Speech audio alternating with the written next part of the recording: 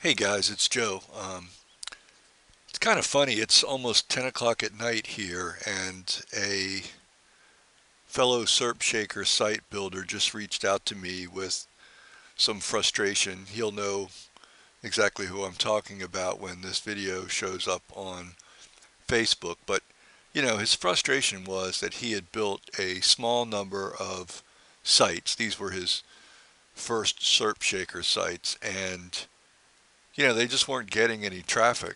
And so he was I think just wondering if he was doing it right or if he was doing it wrong. Anyway, he showed me one of those sites and I took a look at it and it very closely follows the build recommendations that Andres did when he and I did those two webinars, the one on lead gen and the one on AdSense that are in my YouTube channel.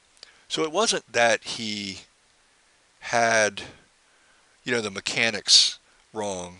It might have tweaked a couple of things, but you know, everybody's first 10 sites can certainly be tweaked. For that matter, everybody's first 100 sites, believe me, you'll still be, learning a lot of good things. But I think the secret to what was the problem with his was the first part, which is the keyword research. Now, admittedly, not everybody puts a lot of work into this. Time is extremely limited. I get it. But in his case, I knew instantly by the site that he sent me that he was aiming for a high volume, super competitive search term, and he did not have a chance of, even with geolocation, of really getting a lot of traction for that. It was basically a seed keyword or a prime keyword as opposed to a long tail. So I thought I'd sit down and do a video just to reemphasize for those of you who might be new to this or might not really have spent a lot of time in SEO, just to tell you, just to explain a little bit to you about how keyword selection can make all the difference in terms of how well you compete and whether or not you get traffic. So this is from a SEMeasy webinar that I taught earlier today, and I'm just going to hit four slides in an abbreviated time frame because I think that'll drive home the point that I'm trying to make. I grabbed this graphic from the web today when I was preparing for the webinar, and I made a couple of changes, as you can see, because I think this more accurately represents what a lot of us as SEOs, and especially those of us who build SERPShaker sites, need to worry about. Essentially, if you look over here on the left-hand side of this graph, you'll see that it ramps up dramatically into high search volume. And my guess is that that guy, the guy that I talked to earlier, his keyword probably was somewhere around here. Um, Certainly not the highest search volume I've ever seen, but pretty high. And as you can see, the competition really doesn't get much easier until you get really far down here, right? And then it begins to move over. And then when you get into the long tails, um, competition becomes exponentially easier. So what was happening was he was trying to compete up here with a bunch of other people who were strong competitors. They were going for a lot of money because if you own page one, um, for a term like this with a lot of search volume, you're going to make some cash, right? But you're going to have to put some money and some time into it to actually crack the first page of that search engine listing. I'm not going to give you his keyword, but I think you get the point. However, if you move down in that niche, I mean, he could have just taken um, far less frequently used keywords in that same niche and built a number of sites, each one centered around one or two of those long tail keywords, and probably created some traffic for himself. So even though he went after a really aggressive one, he has basically zero traffic. And if he had gone after one of these long tails, he would have dramatically less traffic than if he were successful on page one. But, at least he's going to have a really high chance of getting onto page one and getting that traffic. So long tail itself is a statistical term. It does not refer to the length of the keyword. So it doesn't matter if the keyword's 7 words or if it is 75 characters. That none of that's the important part.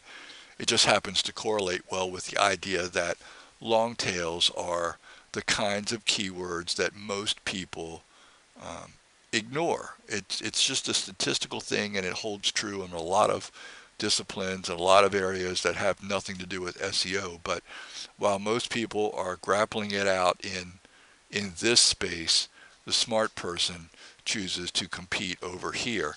Now you'd have to build a lot more sites to get up to. I think his was like 18,000 monthly search. You'd have to build a lot of sites to get up to 18,000 monthly searches. But if you build one just back here at the seed keyword and nobody comes, then didn't you kind of waste your time anyway? So I want to talk a little bit about how I feel with long tails and maybe walk you through a couple of things that I look at to determine whether or not I even want to build a SERPShaker site in a niche or sub-niche before I do it. Um, Back to the previous one, I'd say, understand that long tails really do give you more bang for your buck.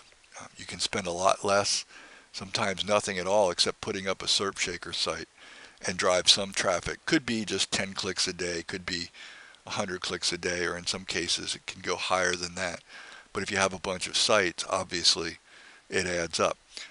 Be careful of single measurements, and I'm thinking of uh, keyword research tools like Longtail Pro, where they have attempted to analyze the competition and tell you, in one number, what you face in terms of competition. I find that pretty useless. To me, the most important thing you can do is eyeball page one. Um, if you're trying to compete, for example, in small towns, type in a small town somewhere and your long tail and see what shows up on page one in that top 10. I'm going to tell you in a minute some criteria that could make you pretty encouraged if you see these things happen in the top 10, might get you building pretty quick. Or if you see the opposite and there are a bunch of strong sites, then you probably want to walk away and go find something else that will make you money and be worth your time. So one thing I want to make clear is for those of you who go the free route and use Google Keyword Planner, understand that they put in a term called competition.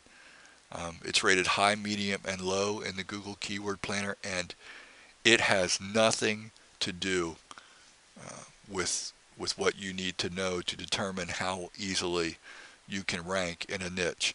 A lot of people fall into that mistake, but what you have to remember about Google Keyword Planner is it's a tool they created for research done by people who are actually advertising using AdWords. So that competition um, calculation that they do tells you whether or not, if you were an AdWords advertiser for a keyword, whether or not there would be a lot of other AdWords advertisers competing against you and thereby bidding up what you would have to pay to actually win those clicks. Now, high is better in one regard, because if you can find a long tail, like I'm going to show you in a minute, where Google reports that the competition for running ads is high, then you've got a chance to really get the best of both worlds, because especially if you put AdSense on it, you'll be able to earn a pretty high CPC because of that advertiser competition, plus you'll have a pretty easy time to rank. So everybody, it's best of all worlds. Now, you have to understand that 1,000,001 people are looking at keyword research data, and so even long tails often, um, they get grabbed by other people. You just can't assume that because you found a long tail that it's going to be one that works for you. So uh, let's talk about where the rubber hits the road. My assessment is that if you can't make it onto page one, it's like the old adage about a tree falling in the forest. Don't even bother. If you can't be on page one, are you going to get some clicks? Sure. You're going to get the odd click, maybe page 2, 3, 4. Maybe somebody makes their way there, but that's happening less and less as we move to mobile devices these days, and I just don't think you want to count on that as your traffic source. So you really need to analyze just the current top 10 to find out if anybody there is vulnerable to good SEO. And then if they are, we're going to use some of the techniques that have been talked about in those webinars that I did with Andres, which amount to good SEO using SERPShaker to actually knock them off of page one. But I'm going to show you two slides now that will help you get a pretty good grip as to whether or not you could even knock some folks off of page one. First of all is look at the relevance of the people who show up on page one, the relevance of their content, especially the exact content that's linked to from the search engine to the query or the searcher intent of the keyword that you're using. So let's say, for example, the example I used earlier was best pocket knives. Okay, we're going to take that one. If that were your long tail and you typed in best pocket knives, let's say Bismarck, North Dakota, what shows up is it you're always going to get, it's amazing, you're always going to get Amazon, you'll often get Walmart and all those other kinds of things, but those are sales sites. They usually don't have a lot of content, so they don't really spend a lot of time fleshing out their description of what makes something best. So you have an edge that you probably don't even realize with some of those national sites. But I'm thinking of, with this relevance thing, look in the top, like say 5 or 6 listings. Look for guys that are not as big as Amazon or Walmart, but maybe other people like you, or maybe a little bit bigger businesses that are in the best pocket knives, they're in the pocket knives business. See if their sites are actually answering the question of what makes a pocket knife best. In other words, is there some way that you can answer questions for that searcher that will make you the preferred place to get to click on page one? That's not enough, though. Of course, we've got to make sure that they're weak enough in other areas that we can knock them off of page one, or nobody's going to see us anyway. So let's talk a little bit about some of the on-page SEO that I do, or that I look at when I review a page one of the SERPs. So first of all, I look to see if any of the sites, and I'm talking about site titles primarily, if they have the full keyword, I'm talking about the long tail keyword in the title. Now, not necessarily the Bismarck, North Dakota part, but do they have best pocket knives? If they don't, that makes them a little bit more vulnerable, because we're certainly going to use best pocket knives in our title. The other thing you want to look at is, are there any non-national sites with what I call EURLs or NURLs in the top 5? EURL is basically like an exact match domain, but you extend the whole thing to the extension. So for example, if it is pocketknives.com / best pocket knives, then they have the equivalent of an exact match URL, because even though they couldn't get they didn't do best pocketknives.com, they did create it in the URL, and people are going to see that. Plus, it's going to help Google in its algorithm figure out a little bit better what the site is about. NURL is just near URL, so it could be, best folding pocket knives or best switchblade pocket knives. In other words, it's close, but it's not exactly there. If you see businesses like that, and they've made it into the top 5 without a real, true national presence, that means that it's a vulnerable SERP. The other thing that makes it appear to me, at least, as a vulnerable SERP is if you see any of the 10 spots taken up by forums, or maybe the FAQ page from one of these sites, no matter really how big. If an FAQ has enough information on it to make it into the top 10, then you could win the battle by providing some good content and plenty of information. PDFs, papers, I mean, they could be PDFs from universities depending on your niche. Article directories, sometimes you will still see um, those articles pop up in the top 10. Affiliate sites, so if you saw a site in the top 10 that had a bunch of Amazon ads on it that was pointing you to Amazon sales of pocket knives, you got a really good indication that those spots are vulnerable if you do something pretty nice. Let's go to the last slide. We'll continue the on-page SEO discussion a little bit. This is one of the other things I really like to look at is the page authority and domain authority of everybody that's in the top 10. Not hard to find. I mean, the plugins for browsers, that will help you find that information, or you can use a keyword research tool to get at it pretty easily. Go to Moz. I prefer that at least 2 or 3 of the top 10 listings have sub 30 page authorities. If they have sub 30 domain authorities too, that's even better. But I'll attack page authorities that are down in the 15 to 25 range if the domain authority is not much more than, say, 35 or 40. And once again, I have to say that these are all intermingled criteria. So you may find one where just a couple of these really stand out, but then it looks strong in a couple of the other areas where I've mentioned. You kind of got to, as you get more experience, you'll understand that with different niches, different parts of these become more important, and you only really learn that with experience.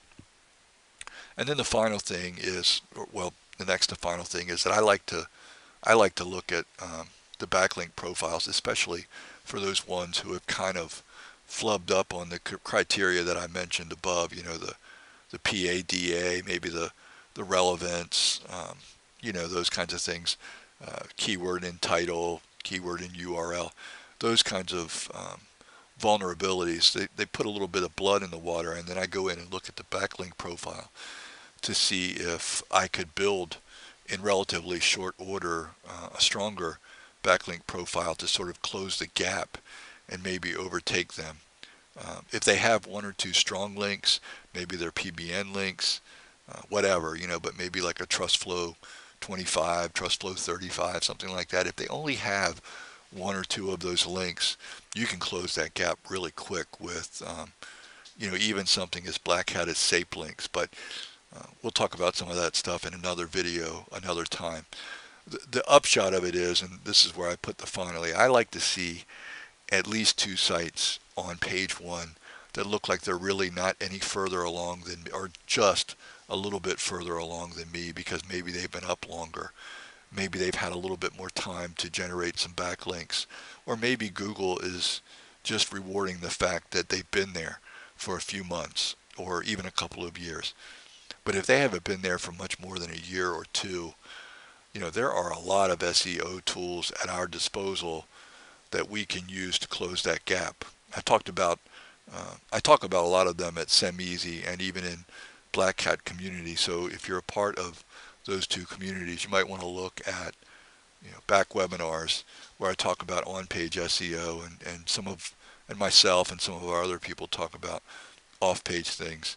That can really get you onto page 1 for some of these long terms faster than you probably can imagine. And yes, they have dramatically lower monthly search volumes, but it's better to have a good piece of a low volume search than to have absolutely nothing of a high volume search, because you just can never be seen because the competition is so stiff.